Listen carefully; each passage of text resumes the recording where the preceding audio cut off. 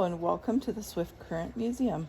My name is Corla and I am the visitor attendant here at the Swift Current Museum located at 44 Robert Street West. And I'm excited today to be teaching you a course on how to make macrame feathers.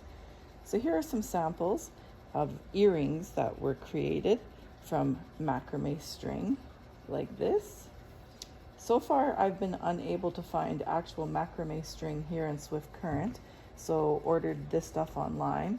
I also tried at Michael's, but it wasn't the proper cord that you can do a nice comb out like on these. So the process stays the same no matter what size the feather is. You just use longer string. So I also created this one, and I've hung it from a stick that I found when I was on a hike. And the backing is just a felt so that it holds it stiff and it doesn't just flop around because the string is quite soft. So I'll be showing you the technique to create that. It's fun to go out for a hike and find a stick, but you can also purchase something like this. It's a copper pipe that I purchased from across the street from the museum at the Pioneer Co-op, and they cut it to the length that I wanted. And here is just a dowel, and they're very inexpensive. They were under $2 for each foot, and kind of makes a unique wall hanging. So let's get started. I also purchased these for keychains at the Pioneer Co-op in their hardware section. This little wooden circle is from Dollarama, and I was at Walmart and picked up these earring attachments here, the jewelry portion. So that's what I used to create the feather there. So the options are kind of up to you. So today we're going to do the keychain together. So I've pre-cut my string. There's one 8-inch piece, and then I cut 8 6-inch pieces, and you can either do them all one color or you can cut a couple of colors and then alternate. So we're really only going to learn how to do one knot today. Some of the other macrame pieces have a lot of different knots that you're going to learn, but this is a good starter project, probably for kids that are 8 years up and older, and it's going to take probably about half an hour to complete. So we're going to start off by putting the knot through, and just simple like that, tighten it up. And this part's just going to be a decoration, and this part you can kind of put your keys on. When you're doing the earrings, you can use a full string for the silver earrings like this, and they just drop down. That can be your center spine of your leaf or your feather. But when you're having a small earring hole like this, you're going to want to split your first spine apart and thread it through there. And that's what I did on these ones, was I split the center. So the part that comes out the bottom is a little smaller on those gold ones than the silver ones, where you can use an entire string. So once we have our spine threaded through, we're going to take a matching set to create the two sides.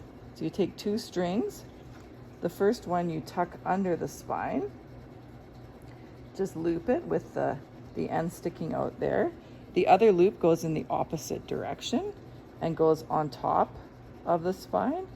You pull the legs through on each side, and as you tighten them, you're creating your knot. You don't have to do it too tight to start with. We're going to tighten them up and push them up as we go. And then you can either continue on with one solid color, or you can alternate and make a pattern. So again, you just tuck it underneath. The second one you leave on top. You put the ends through like that, and then you just pull. So this is creating the knots to be all along the one side like this one, but if you prefer the way it looks, you can alternate the knots back and forth. So if I was going to alternate, I would just start the first one in the opposite way. but we'll keep them with all the knots on one side. So for these feather earrings and this keychain, we're going to do 4 knots, and then we're going to comb it out. On some of the larger wall hangings, you just have more string and more knots, and you continue the same process, the same technique. And our last knot, fold it in half, tuck it under the spine,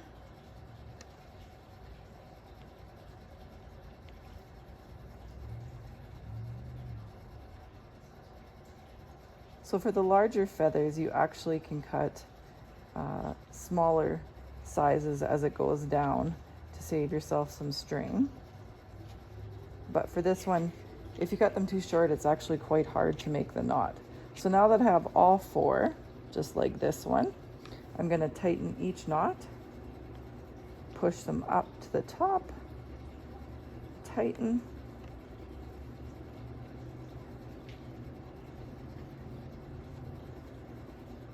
and then what you do is you actually take just a regular comb, or if you have a pet comb that you want to use, and you can comb through. If you need to, you can untwirl them a little each individually, and then you're just going to comb through. So as you do that, it's going to start looking more like this.